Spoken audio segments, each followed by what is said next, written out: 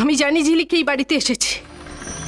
ওকে তুই ঢুকতে দিবি না বলে আমাকে এই ঘর থেকে সরিয়ে দিতে চাইছিস। আমি দেখতে চাই ঝিলিককে আজকে এই বাড়ি থেকে ঢুকতে কে আটকায়।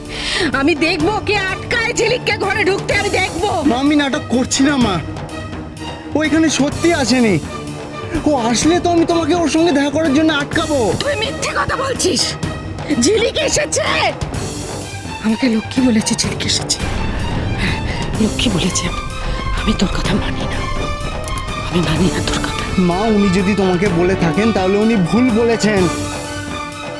ও ভুল বলেনি, তুই আমাকে বোঝাচ্ছিস, তুই বোঝাচ্ছিস। তুমি কেন বিশ্বাস করছো না আমাকে মা? আমি তোমার ছেলে মা, আমি তোমায় বলছি। আমি এখন তোমার বর্তমান, ও তোমার অতীত এখন। ও কখনো আর তোমার কাছে আসবে না, কখনো আসবে না মা ও তোমার কাছে ফিরে।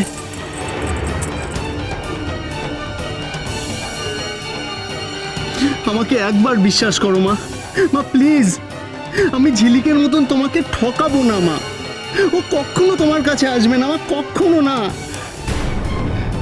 তুই আমাকে প্রমাণ দিতে পারবি? প্রমাণ দিতে পারবি তুই আমাকে? হ্যাঁ, তুই প্রমাণ করে দে ঝিলিক আর কোনোদিন আমার কাছে আসবে না। প্রমাণ করে দে প্রমাণ। তুই যদি এটা প্রমাণ করতে পারিস তাহলে আমি বুঝবো তুই আর কোনোদিন আমাকে ঠকাবি না। अब आया ऊंट पहाड़ के नीचे। প্রমাণ কর।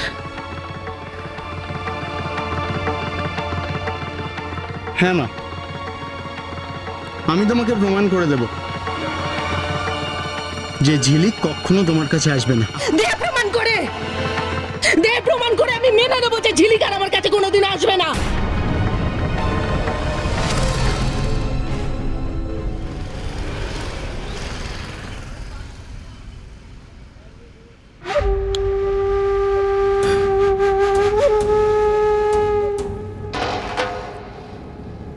ফুলকি ফুলকি ফুলকি।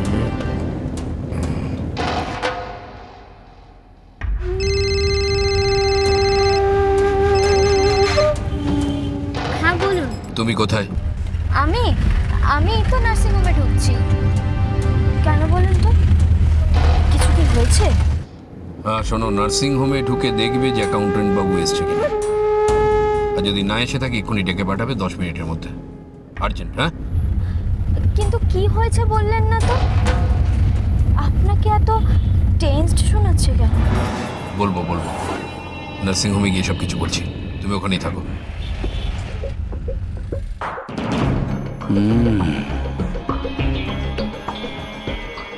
একটা কাজ তো হলো। তুমি প্রমাণ চাও তো মা?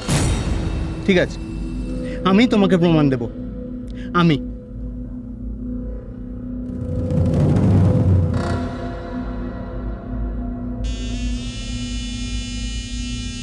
হ্যাঁ মা, ঝিলিক এসেছে। এসেছে না? হ্যাঁ, কোথায় এসেছে রে? আমি জানতাম ও আসবে। কোথায় কোথায় ঝিলিক, কোথায় বল? কিন্তু ও বাড়িতে আসেনি মা, নার্সিংহোমে এসেছে। নার্সিংহোমে এসেছে? হ্যাঁ, নার্সিংহোমে তো আসবার কথা। ও কোথাও না কোথাও থেকে খবর পেয়েছে আমি অসুস্থ।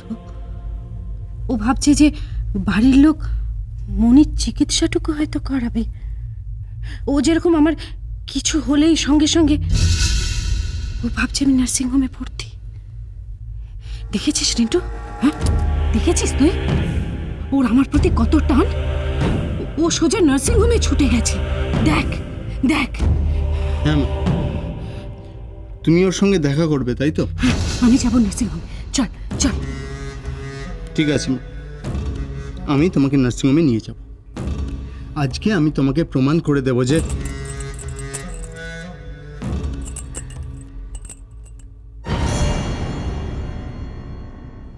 তোমার ঝিলিক তোমার কাছে আসেনি মা।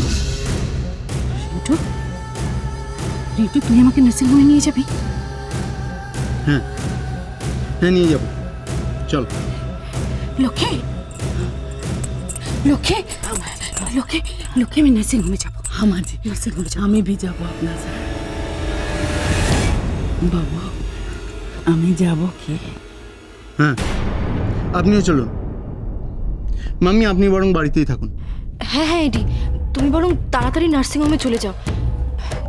দিদি যাওয়ার আগে যদি ঝিলিক ওখান থেকে বেরিয়ে যায়, আমি যাবো, আমি ঝিলিকের কাছে যাব। যাবে না, ঝিলিক যাবে না নার্সিংহোমে, আমিও জানি। চল চল চল চল চল নার্সিংহোমে চল।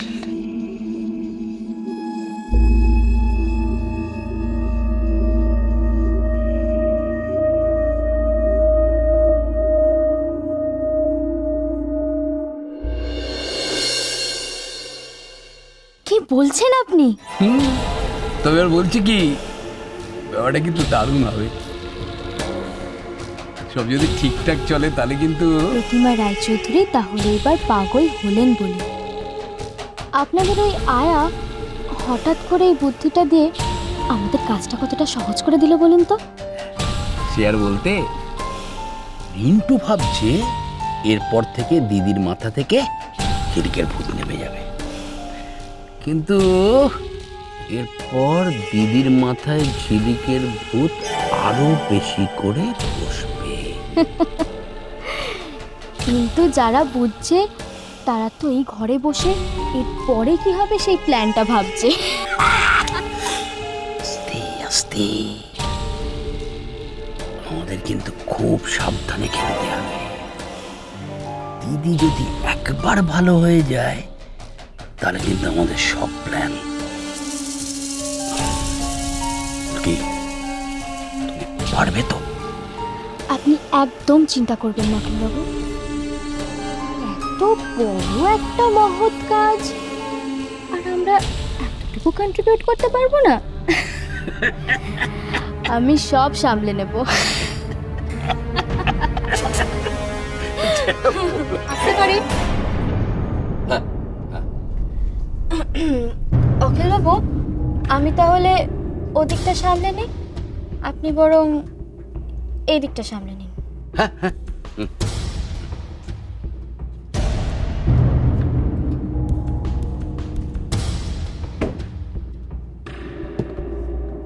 হ্যাঁ, যে জন্য আপনাকে ডেকে পাঠালাম।